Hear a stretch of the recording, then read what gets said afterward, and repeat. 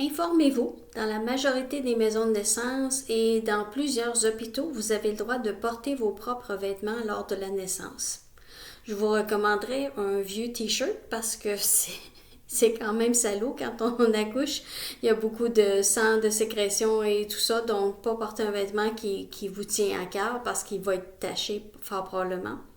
J'avais une patiente qui portait une belle petite robe noire et on était très stressés, l'infirmière et moi, de dire, mon Dieu, où on va mettre le bébé quand il va naître parce que ça va tacher ta robe et on insistait sur la chose de dire ta robe va être tachée, puis elle disait non, c'est ma robe d'accouchement, elle se lave très bien, elle est magique. Et effectivement, elle n'a pas eu de problème.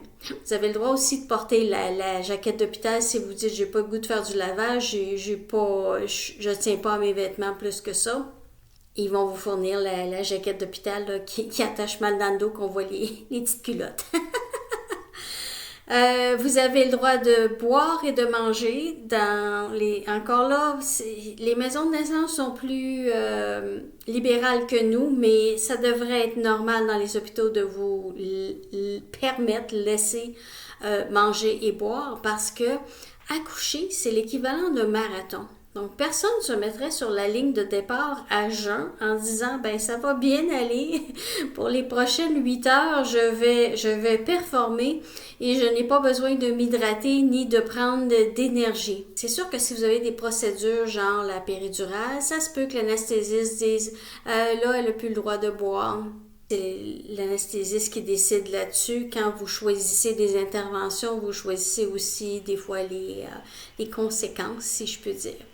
Mais mettons que vous n'avez pas pris la péridurale, votre hôpital devrait vous permettre entre guillemets, parce que c'est vos droits, de boire et de manger. Ce que je vous suggère, c'est comme si vous faisiez un marathon. Donc oui, vous hydratez, mais un petit peu à la fois. Si vous dites j'ai soif et que vous prenez 8 onces d'un coup, vous buvez toute la bouteille d'eau au complet, elle va ressortir fort probablement. Quand vous accouchez, tout le sang va à l'utérus. À chaque contraction qui se passe aux 3 minutes et qui dure 60 secondes, c'est vraiment tout le muscle de l'utérus qui se contracte. Donc, il n'y a vraiment pas beaucoup de sang qui se rend à votre estomac. Donc, vous n'êtes pas apte à digérer toutes sortes d'aliments et des grosses quantités de liquide. Donc, un petit peu à la fois. C'était les classiques sucer des glaçons, c'était la logique de ça, c'est que un glaçon, oui, ça donne du liquide, mais très lentement.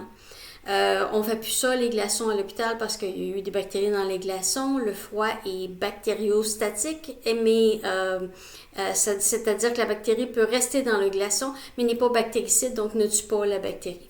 Pas important, oubliez ça. Mais tout ça pour dire qu'on n'a plus de glaçons dans les hôpitaux à part pour mettre sur votre popotin après avoir accouché.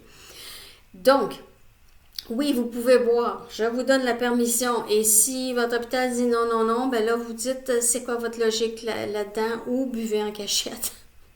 J'ai pas dit ça. J'espère que je ne serai pas dans le trouble.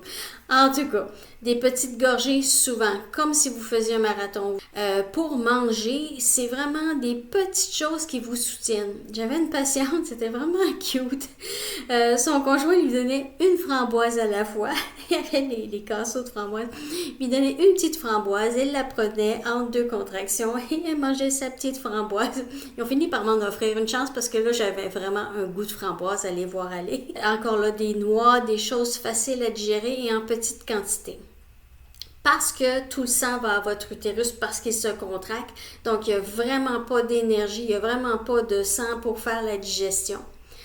Exemple de ça, j'ai une patiente qui n'avait pas pris le cours Hypnovie, qui a pris la péridurale assez tôt dans son travail, puis que là, elle était assise, très confortable et très heureuse. Et l'infirmière, voulant bien faire, lui amène une lasagne avec un petit pain et du beurre et elle mange la lasagne très rapidement. Je repassais quelques minutes après et elle était en train de vomir la lasagne parce que son estomac a dit retour à l'expéditeur, ton corps est en train d'accoucher. Tout le sang va à l'utérus, donc t'en as pas assez pour digérer cette lasagne avec pain et beurre et tout ça.